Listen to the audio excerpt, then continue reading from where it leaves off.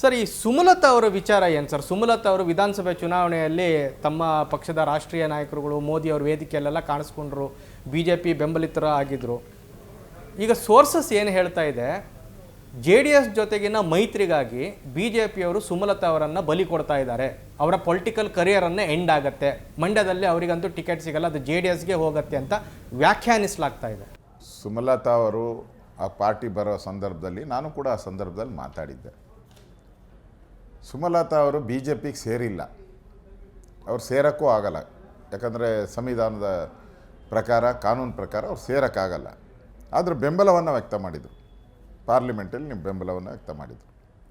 ಆ ದೃಷ್ಟಿಯಿಂದ ಅದನ್ನು ಗಮನದಲ್ಲಿಟ್ಕೊಂಡು ಅವರ ಹಿತಾಸಕ್ತಿಗಳೇನಿದೆ ಅವ್ರ ಜೊತೆ ಮಾತಾಡ್ತೀರಿ. ನಾವು ಅವ್ರ ಹಿತಾಸಕ್ತಿ ಏನಿದೆ, ಅವ್ರ ಭಾವನೆಗಳೇನಿದೆ ಅದೆಲ್ಲ ಮಾತಾಡ್ತೀವಿ. ಅಲ್ಲ, ಚಲರಾಯಸ್ವಾಮಿ ಅವರು ಇವತ್ತನೋ ನಿನ್ನೆನೋ ಒಂದು ಹೇಳಿಕೆ ಕೊಟ್ಟಿದ್ದಾರೆ, ಸುಮಲತಾ ಅವ್ರು ಏನು ಜಾಸ್ತಿ ಅಡ್ವೈಸ್ ಮಾಡುವಂಥ ಅಗತ್ಯ ಇಲ್ಲ, ಇನ್ನೇನು ಪಾಪ 2 ತಿಂಗಳು ಅವರು MP ಆಗಿರ್ಬೋದೇನೋ ಅಂತ ಹೇಳಿದ್ದಾರೆ.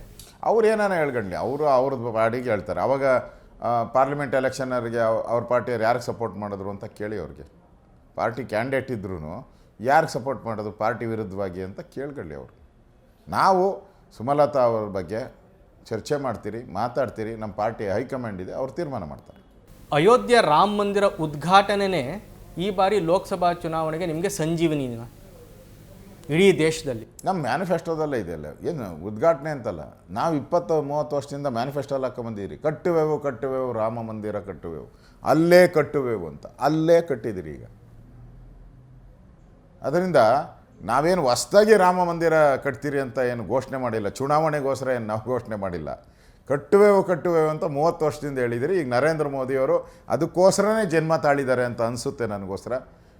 ಅಯೋಧ್ಯೆಯಲ್ಲಿ ರಾಮ ಮಂದಿರ ಕಟ್ಟಬೇಕು ಅಂತಲೇ ಭಗವಂತನ ಒಂದು ಆಶೀರ್ವಾದದಿಂದ ಅವರು ರಾಮ ಮಂದಿರವನ್ನು ಕಟ್ಟಿದ್ದಾರೆ. ಆ ದೃಷ್ಟಿಯಿಂದ ರಾಮ ಮಂದಿರ ಕಟ್ಟಿದಂಥ ಮೋದಿಗೆ ಮತ್ತೊಮ್ಮೆ ಪ್ರಧಾನಿ ಆಗುವಂಥ ಯೋಗ ಇದ್ದೇ ಇರುತ್ತೆ. ನ್ಯೂಸ್ ಫಸ್ಟ್, ನಿರ್ಭೀತಿಯಿಂದ ನಿಮ್ಮ ಪರವಾಗಿ.